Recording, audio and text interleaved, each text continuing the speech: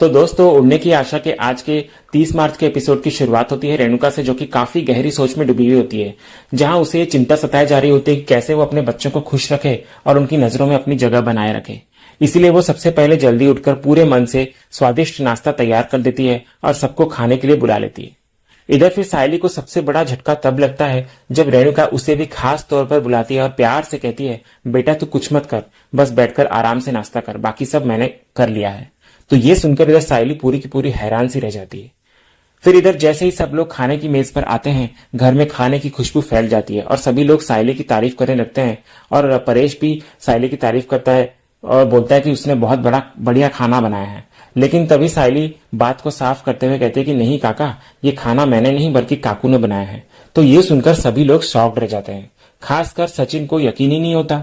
इसलिए वो तंज कसते हुए आगे कहता है, ये बाबा की बाइक को बिना अपने मतलब के तो घर में चाकू भी इधर से उधर नहीं करती, फिर आज इतनी सुबह सुबह हमारे लिए खाना क्यों बना दिया। तभी रेणुका इधर से मुस्कुराकर कहती है कि ये बच्चों के लिए मेरा प्यार है। लेकिन ये जवाब घर वालों को हजम होता ही नहीं। तो घर वाले जिद करते हैं और पूछने लगते हैं कि आखिर बात क्या है। फिर आखिरकार रेणुका सच बताती है और कहती है कि दरअसल उसकी दोस्त परी न्यूयॉर्क से मुंबई आ रही है और कुछ दिन उसके घर पर ही रुकेगी। तो घर वाले ये सुनकर काफी चौंक जाते हैं और कहते हैं कि तो क्या हुआ, हम अच्छे से उनका स्वागत कर लेंगे ना, इसमें प्रॉब्लम क्या है। लेकिन फिर असली बात सामने आती है जब रेणुका ये कहती है कि परी सिर्फ घूमने नहीं बल्कि मुंबई में कुछ जगहों पर इन्वेस्ट करने आई है। तो रेणुका चाहती है कि वो उनके परिवार पर इन्वेस्ट करे। तो परेश इधर ये सुनकर उत्सुक होकर पूछता है, लेकिन वो हम पर इन्वेस्ट क्यों करेगी, हम कोई बड़ा बिजनेस तो नहीं चलाते हैं ना।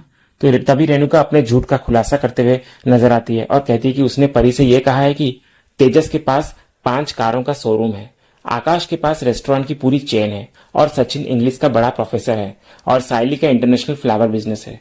साथ ही उनका घर भी 8,000 स्क्वायर फीट का आलीशान बंगला है। तो घर के सभी लोग ये सब सुनकर दंग रह जाते हैं, क्योंकि ये सिर्फ बादलों पर पैर रखने जैसी बात नहीं होती, बल्कि रेणुका ने तो सीधे चांद पर बैठने की प्लानिंग कर ली होती है। तभी इधर से तेजस हैरान होकर कहता है कि जिसने आज तक 10 रुपए तक नहीं कमाए वो बिजनेस टाइकून बन चुका है, 5 कार के शोरूम का मालिक बन चुका है। और आकाश भी इधर से कहता है कि जो अभी तक इंटर्नशिप ही कर रहा है उसके पास अब रेस्टोरेंट की चेन कैसे आ गई आई। और सचिन, जिसे हिंदी भी ढंग से नहीं आती, तो वो अब इंग्लिश प्रोफेसर बन चुका है।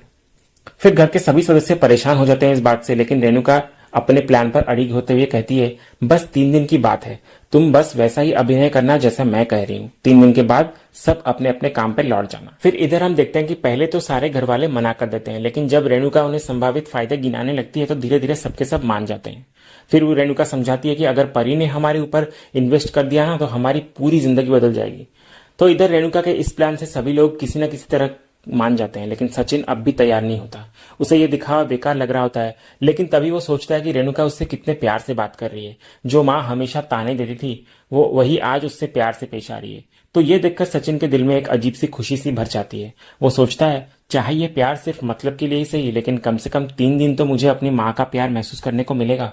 तो यही सोचकर वो भी इस प्लान के लिए मान ही जाता है आखिर।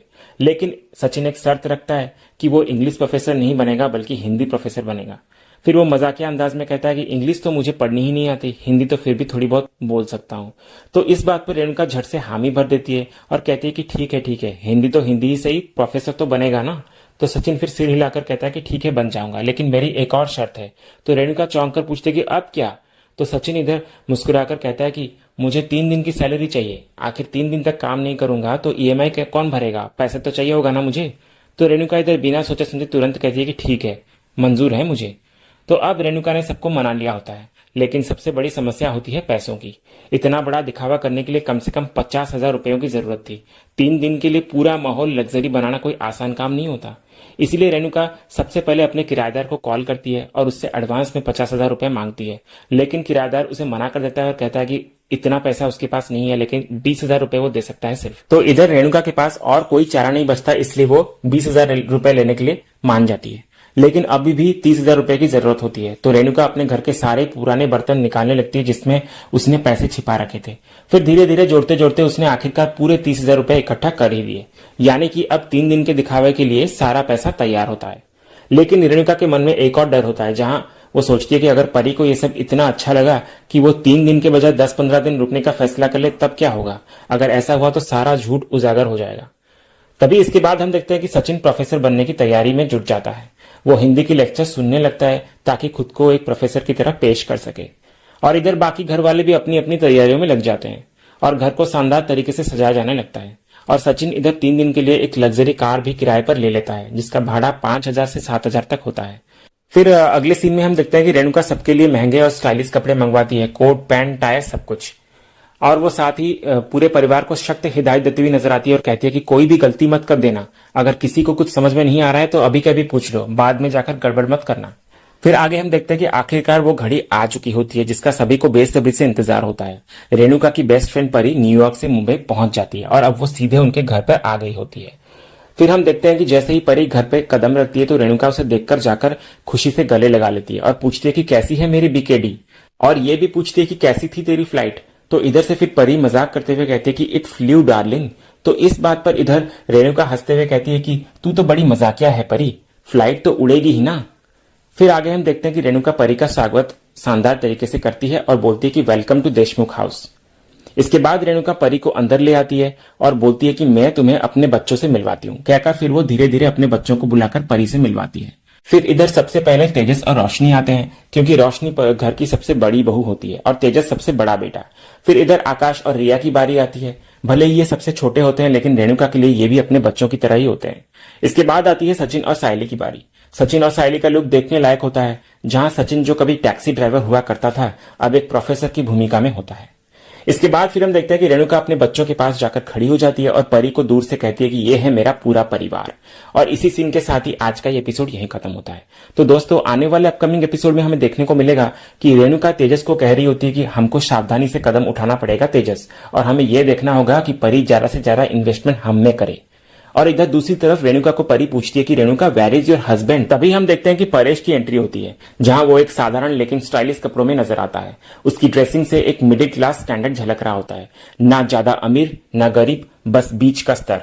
लेकिन असली हैरानी इधर परी की नजरों में होती है। जिस तरह से वो परेश को देख रही होती है वो काफी चौंकाने वाला होता है। तो ये देखकर इधर सायली को सचिन धीरे से कह रहा होता है कि इसका तो अलग ही अलार्म बज रहा है। तो दोस्तों आज का वीडियो आपको कैसा लगा कमेंट में जरूर बताइएगा, और वीडियो को लाइक भी कीजिएगा, शेयर भी कीजिएगा और सब्सक्राइब करना बिल्कुल भी मत भूलिएगा ताकि ऐसे ही रोज लेटेस्ट एपिसोड के अपडेट्स आप सबसे पहले पा सकें।